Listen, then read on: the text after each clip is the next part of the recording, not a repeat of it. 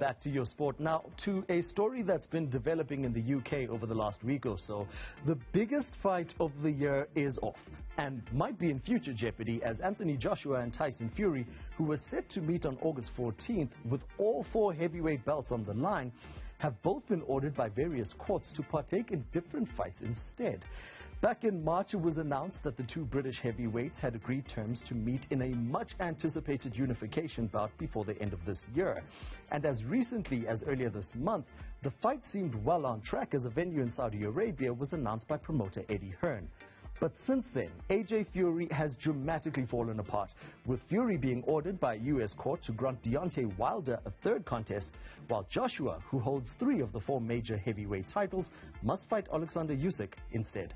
To speak a little bit more about this catastrophic breakdown is London-based boxing journalist Oun Abbas Hussein. Oun, listen, the first major ruling in this debacle was the one that stated that Tyson Fury has to fight Deontay Wilder again. So that's as good a place as any to start. If Wilder had been entitled to a 3rd fight all along, after drawing the first and miserably losing the second, how did the Fury camp go ahead and build a fight with Joshua in the first place? Yeah, it's an interesting question, Junior. In regards to this whole case, I think Tyson Fury and Deontay Wilder were looking to fight at the end of 2020. It seemed that for whatever reason, talks sort of slowed down. There was talks coming out that maybe Deontay Wilder doesn't want it. This has got no basis to it, as it shows now. But then it seemed like Tyson Fury him and his team thought that the fight wasn't going to happen, and that was it. The contract for that fight had expired. They believed the time had finished. The only person I believe that was talking about the arbitration still going on was Frank Warren, who's Tyson Fury's UK promoter. But it felt like, and even this week, not even this week, a week ago, Tyson Fury actually announced on his social media the fight between Joshua. So it's just really weird how it all played out. It seemed like we were going to get a Tyson Fury fight and Joshua, a big undisputed clash, the 2 big titans in the heavyweight division, and everyone was ready to sort of go over to Saudi Arabia. August 14th was the date that was put forward, and then all of a sudden this sort of bombshell dropped that the arbitration ruling had come out, and yes, Deontay Wilder was owed a 3rd fight, even though a lot of people thought that the contract had expired. I think a lot of Tyson Fury's team believed that as well. So yeah, we're in the situation now where we thought we were going to get the biggest fight, especially in British boxing. British boxing hasn't seen a fight like this for years, and one of the biggest fights in British boxing history. Unfortunately, we're going to have to see, first of all, Tyson Fury fight Deontay Wilder for a 3rd time, and like you mentioned just then,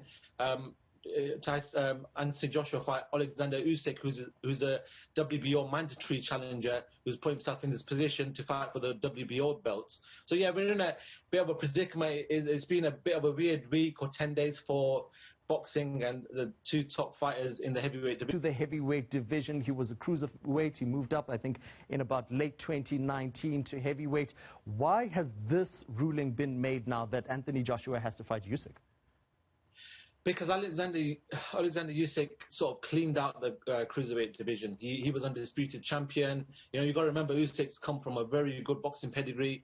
He's a gold Olympic. He's won the gold Olympics in 2012 in London. So he's got a great pedigree. He came through the ranks, sort of cleaned out the cruiserweight division in one of the biggest boxing tournaments that year, called the World Boxing Super Series, beat all the top boys, and then he moved over to heavyweight. Basically, he carried over a certain sort of position with the WBO, which he held the belt for in the cruiserweight division. Now we got to a point where he put himself into the #1 place with the WBO, and the WBO were waiting for Tyson. The only thing that could be bigger than a mandatory fight to be called by a sanctioning body, whether that's the WBO, WBC, IBF, whoever else, is a unification clash or an undisputed clash. In this case, we were going to see all the belts on the line between Tyson Fury and Joshua. So the WBO held back, and they were going to see what was going on with the negotiations. What's happened now is the arbitration rulings obviously come forward, and now we're going to see Tyson Fury having to fight Deontay Wilder for the 3rd time. Therefore, the WBO have come in and said this fight with Alexander Usyk, who's been waiting for a long time for the Joshua fight, because he's put himself, he's in that position. The WBO put him in that position. And yeah, so they've been waiting a long time, seeing that the Tyson Fury and Joshua fight has fallen through. The WBO have called for this fight. We know that Eddie Hearn tried to push for an extension, which the WBO rejected. So it looks like the fight has to be sort of negotiated, in the next 10 days, 2 weeks.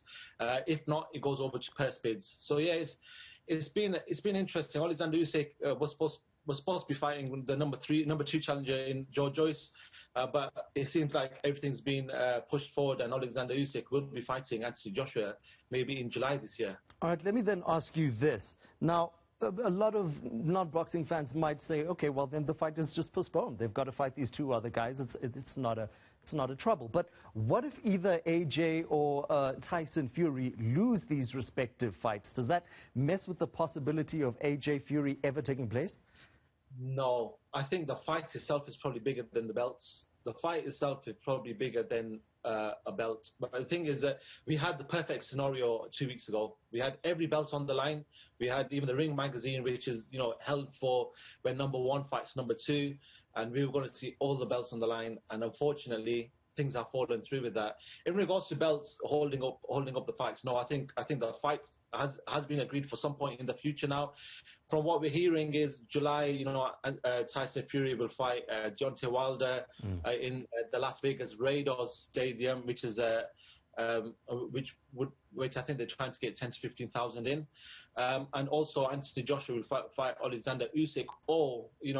It's a bit of a weird situation with Joshua, which we can discuss, but they're looking then if both of these fighters win their fights, then we're looking at November, December possibly for a fight.